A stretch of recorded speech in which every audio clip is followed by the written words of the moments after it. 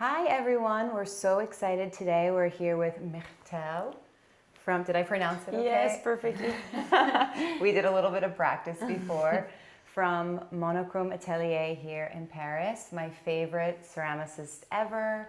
We've worked on a really beautiful project together, which I'll include some photos, but we're here today to talk about you and your beautiful body of work, your story, and your atelier. So thank you for being with us today, first and foremost. And maybe you could just tell us a little bit about your personal journey and how you came to kind of discover your love of ceramics and your talent for it. Yes, sure. First of all, thank you, Amanda. It's Avec a pleasure plaisir. to participate.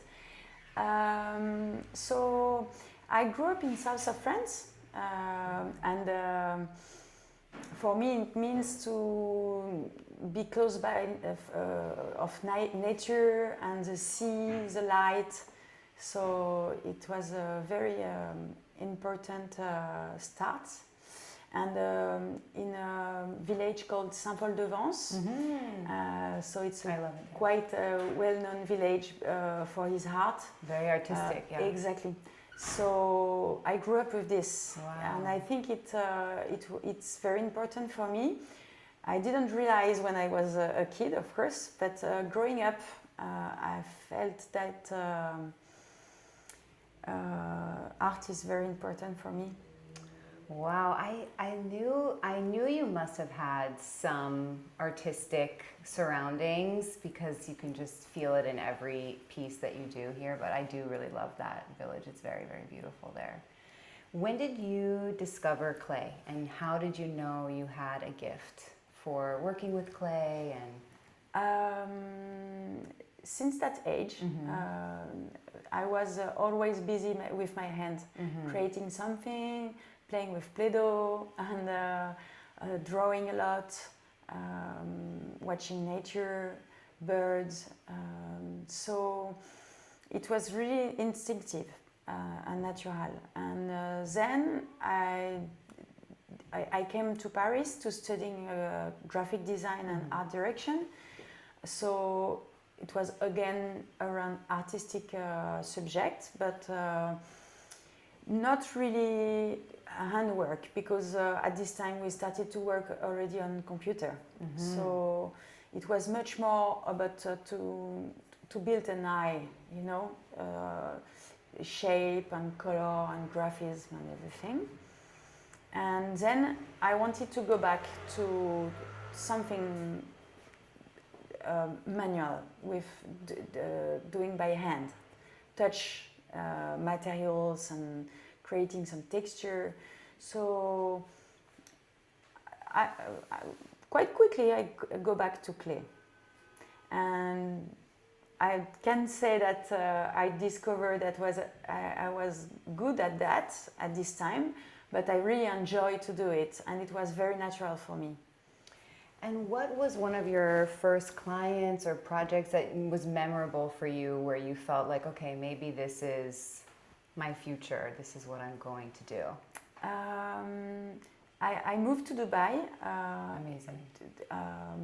Really at the beginning of my starting back to practice ceramic.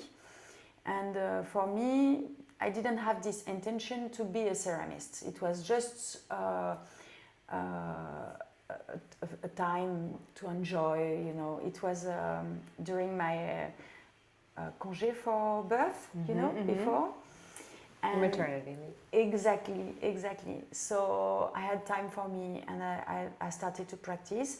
And quite just after, I moved back to Dubai, and I wanted to keep going to practice ceramics, but without any idea. And when I showed my first flowers, because I started with porcelain flowers, I saw some very interest in my work, and I had the chance to meet some people who were working for jewelry, like Van Cleef or Cartier, and they started to ask me to think about something for the showcase, the windows.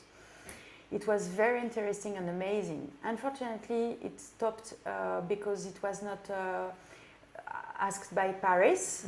So that was the ironic of the story, you know.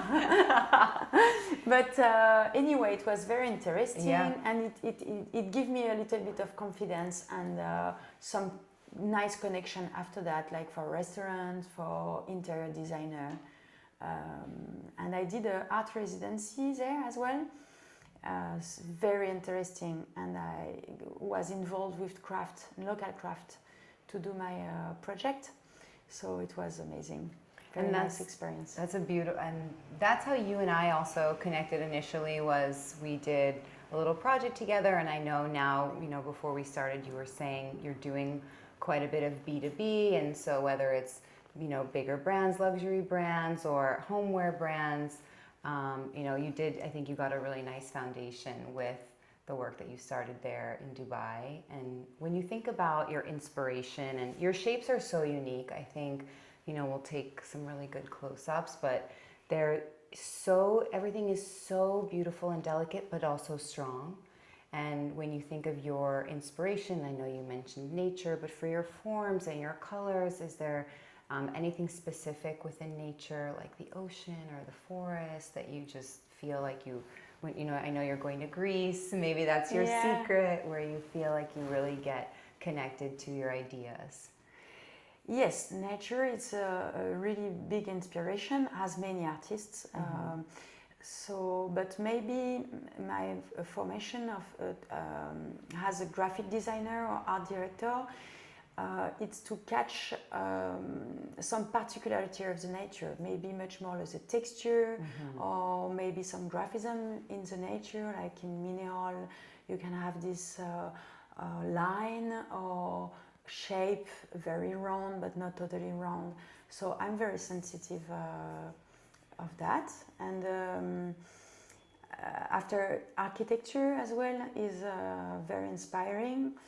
But again, it's much more about details than the big idea of the architecture. It's much more like how a line is going to be construct a detail, and the light as well, and the shadow. And this space has such beautiful light and such beautiful shape. How did you find this space, and how did you kind of make it your own? And now you've built something where you have people coming off the street and they're here on a trip and they're learning about your brand, and it's also the hub of where you're creating with your team for your clients. So how did you realize this space to become your own, and when was that? I was looking for desperately during 2 years, because I really wanted to be in this neighborhood, because one of a big inspiration for me is antiques and old fashion. We're in the right place for that. And around, it's really well known for that. There is amazing antique shop with sculpture from Italy, from Egypt, from everywhere, from like prehistorical almost time to more contemporary artists. So for me, that is very inspiring, and I wanted to be in this atmosphere. So it took me quite almost 2 years to find the place, and a little bit of luck. I was walking through the street, and I saw an advert to take this place. It was available. And when you came in here, did it need a lot, or did you feel like it was already kind of a nice clean palette and you could just sort of make it your own, or did you paint, and were you kind of customizing? I knew that I wanted to have something very white, because white is my first love, if I can say that. Yeah, and I kept the floor because it was like this, very damaged with spots and everything. Beautiful. And I thought it was very interesting to keep that, to create the contrast I like between something very clean and something more rough and more character. And then I had to organize the place very well, because it's very small for an atelier. especially sometimes I have quite big orders, so I need to be very well organized, and I'd like to be organized as well. So I think like a first part, it's much more like a gallery or shop. Then I have this place, it's very important for me because it's what I call my materiothèque. And inside the drawers, I have all the samples with the different clay and colors, which is very cool. important for me to explain to my clients how I'm working. From a clay to something very well finished and millions of possibilities. And then I have to organize as well the place where I can produce for production stationery. So here it's much more with my tools and everything I need to work with. Here is a central place much more to work with mold and casting. And then behind I have those shelves done especially to be able to work on a huge order of plates or opposite like a high piece like a lamp. So it was really built for my way of working. And behind I have two kilns. Major kilns. A big one and a small one. A small one for the quick trial or small series, and the big one for a much more bigger production. You've done such a beautiful job with this space, and I remember when I first came in here, I just was wowed.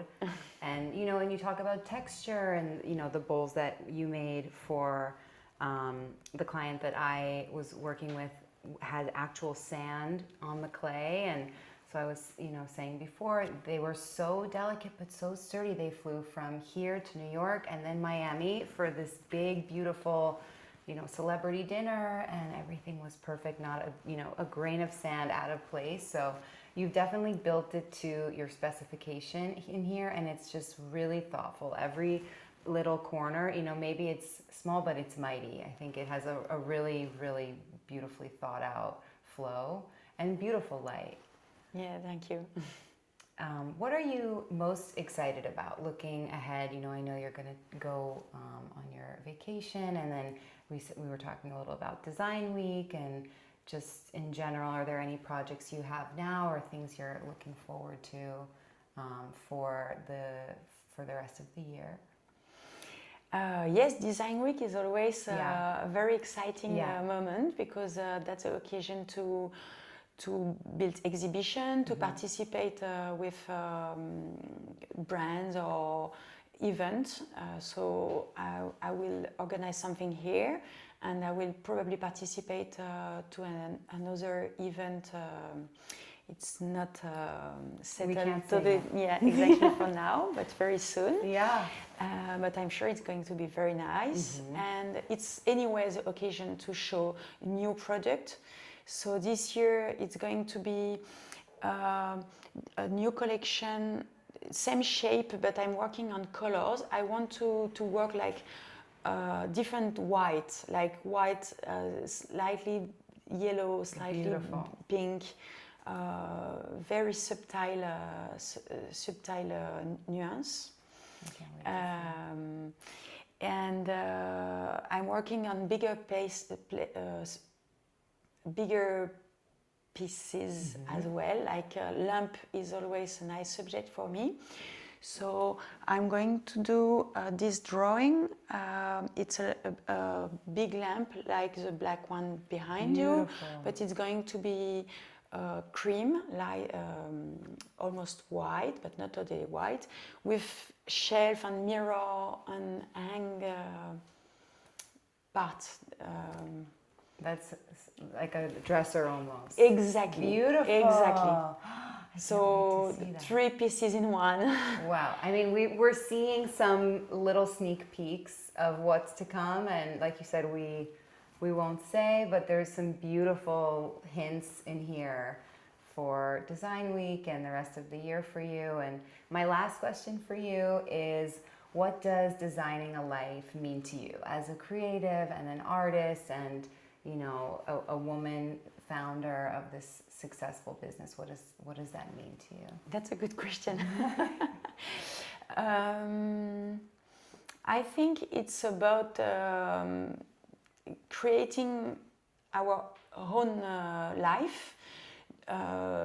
Sometimes we want to reproduce something we think it works, like maybe working hour or rhythm. But actually I have my own rhythm because of my children and my family, and I want to be available for them and for me as well. Yeah.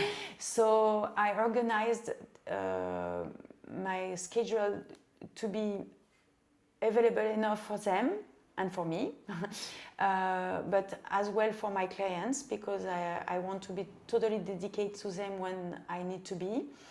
So the fact to have my own atelier is perfect for that, so I can manage my schedule. And sometimes I come back after dinner, you know. The day is finished, I enjoy a time with my family, and I'm available again to come to work a few hours, and it's very quiet, nobody in the street, so it's a special moment for me. I like that. It's so smart and it's so unique. You've designed a very beautiful life and you've designed a very beautiful business, and I'm so thankful for your time today, and I'll be sure to, you know, come for Design Week hopefully if you I hope so. And we'll, you know, share more of the collections then. And just thank you so much for talking to us today. Thank you.